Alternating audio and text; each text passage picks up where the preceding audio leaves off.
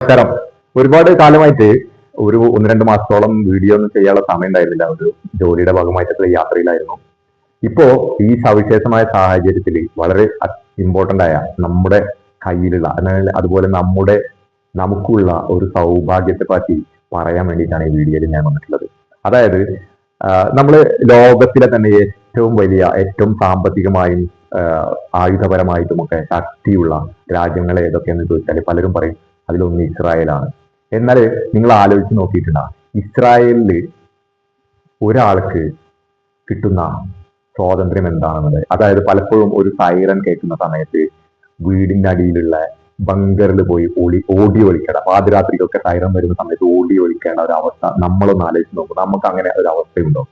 അതായത് നമ്മൾ സ്വർഗത്തിലാണെന്ന് ജീവിക്കുന്നത് എന്ന യാഥാർത്ഥ്യം, നമ്മുടെ ഇന്ത്യ ഒരു സ്വർഗരാജ്യമാണ് എന്ന യാഥാർത്ഥ്യം നമ്മൾ പലപ്പോഴും മറന്നു പോകാറുണ്ട്. അതൊന്ന് ഓർമ്മിപ്പിക്കാൻ വേണ്ടിയിട്ടാണ് ഈ വീഡിയോ ചെയ്യുന്നത്.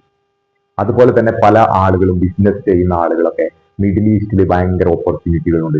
ഇവിടെ ഇന്ത്യയിൽ ടാക്സ് കൂടുതലാണ്, അതുകൊണ്ട് മിഡിൽ ഈസ്റ്റിലായപ്പോ രാജ്യങ്ങളിലൊക്കെ ടാക്സ് കുറവാണ് അല്ലെങ്കിൽ ടാക്സ് ഇല്ല എന്നൊക്കെ പറഞ്ഞ് അവിടെ ബിസിനസ് ചെയ്യാൻ പോകുന്ന ആളുകളുണ്ട്.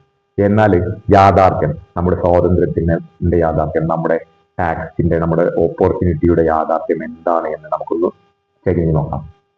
നിങ്ങൾക്ക് എല്ലാ സമ്പത്തും അധികാരവും ഉണ്ടെങ്കിലും നിങ്ങൾക്ക് സ്വസ്ഥമായി ഉറങ്ങാൻ കഴിയാത്ത ഒരു അവസ്ഥ നിങ്ങളൊന്ന് ചിന്തിച്ച് നോക്കൂ.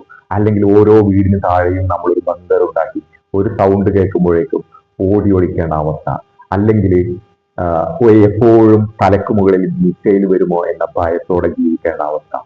ഇതൊക്കെ ഒന്ന് ചിന്തിച്ച് നോക്കൂ. അപ്പോഴാണ് നമ്മുടെ ഇന്ത്യയിൽ നമുക്ക് ലഭിക്കുന്ന സ്വാതന്ത്ര്യം. പലപ്പോഴും ചില ബോർഡറുകളിൽ ചെറിയ ചെറിയ പ്രശ്നങ്ങളുണ്ട്, അതിനൊക്കെ നമ്മുടെ സൈന്യം ശക്തമായി തന്നെ തുരത്തിക്കൊണ്ടിരിക്കുന്നുമുണ്ട്.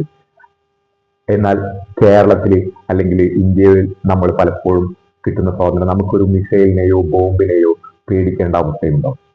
അതുപോലെ തന്നെ മറ്റു രാജ്യങ്ങളുമായി കമ്പയർ ചെയ്തു കഴിഞ്ഞാൽ നമ്മൾ ഇവിടെ ജീവിക്കുന്നത് ഒരുപാട് ഒത്തൊരുമയോട് കൂടിയാണ്. അതായത് ഒരു മുസ്ലിമിനോ ഹിന്ദുവിനോ ക്രിസ്ത്യാനിക്കോ ഒരു പ്രശ്നവും ഇല്ലാതെ ഇവിടെ ജീവിക്കാൻ പറ്റും. പിന്നെ ചെറിയ ചെറിയ പ്രശ്നങ്ങൾ പല സ്ഥലങ്ങളിലും ഉണ്ടാകുന്നുണ്ട്. അത് എല്ലാ രാജ്യങ്ങളിലും ഉണ്ടാകുന്നതിനേക്കാളും പലപ്പോഴും കുറവായിരിക്കും നമ്മുടെ നാട്ടിൽ ഉണ്ടാവുന്നത്. അതുകൂടി നമ്മൾ അറിഞ്ഞിരിക്കേണ്ടതുണ്ട്.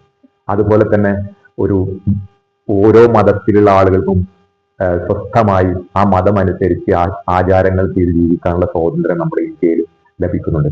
പല നാടുകളിലും നമ്മുടെ മതത്തെ പറ്റി പറയാൻ പോലും പറ്റാത്ത അവസ്ഥയുണ്ട്. അതുപോലെ തന്നെ നമ്മളെ ഭരിക്കുന്ന ആളുകളെ നമുക്ക് ഏത് രീതിയിലും വിമർശിക്കാനുള്ള ഒരു അവകാശം നമ്മുടെ ഇന്ത്യയിൽ ലഭിക്കുന്നുണ്ട്. അതാണ് ജനാധിപത്യത്തിന്റെ ഏറ്റവും വലിയ ശക്തി എന്ന് പറയുന്നത്. മറ്റു നാടുകളിൽ പോയിട്ട്, ഇപ്പോൾ പ്രത്യേകിച്ച് മിഡിൽ ഈസ്റ്റ് രാജ്യങ്ങളിൽ പോയിട്ട് അവിടുത്തെ ഭരണാധികാരികളെ എതിർക്കുകയും വിമർശിക്കുകയും ചെയ്താൽ ഉണ്ടാവുന്ന അവസ്ഥ നമുക്കൊക്കെ അറിയാവുന്നതല്ലേ.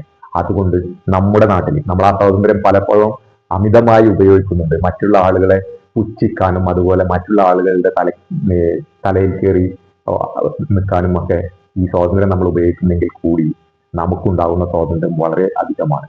അതുപോലെ ബിസിനസ് ചെയ്യുന്ന ആളുകളാണെങ്കിൽ പലപ്പോഴും പറയാറുണ്ട് UAE-യിലും മറ്റു രാജ്യങ്ങളിലൊക്കെ ടാക്സ് വളരെ കുറവാണ്, ഇവിടെ ഭയങ്കര ഇൻകം ടാക്സ് ആണ് എന്നൊക്കെ. എന്നാൽ ഒരാൾ ബിസിനസ് ചെയ്യാൻ നോക്കുമ്പോൾ ഇവിടെ 1000-ഓ 2000-ഓ രൂപ ചെലവാക്കി നമുക്കൊരു ബിസിനസ് തന്നെ തുടങ്ങാൻ പറ്റും. എന്നാൽ UAE-യിലൊക്കെ അത് സ്വപ്നത്തിൽ പോലും ചിന്തിക്കാൻ കഴിയില്ല. ഒരു വർഷം ഒരു ബിസിനസ് നടത്തിക്കൊണ്ടുപോകാനുള്ള ചെലവ് നോക്കി കഴിഞ്ഞാൽ തന്നെ നമ്മൾ ഇവിടെ കൊടുക്കുന്ന ഒരു വർഷത്തെ ടാക്സിന്റെ എത്രയോ ഇരട്ടി വരും. ഇത്തരം കാര്യങ്ങളൊക്കെ ചിന്തിച്ചു നോക്കിയാൽ നാം ഇപ്പോൾ സ്വർഗത്തിലാണ് ഉള്ളത്, നമ്മുടെ രാജ്യം സ്വർഗരാജ്യമാണ് എന്നത് നമ്മൾ എപ്പോഴും മനസ്സിലാക്കേണ്ടതുണ്ട്.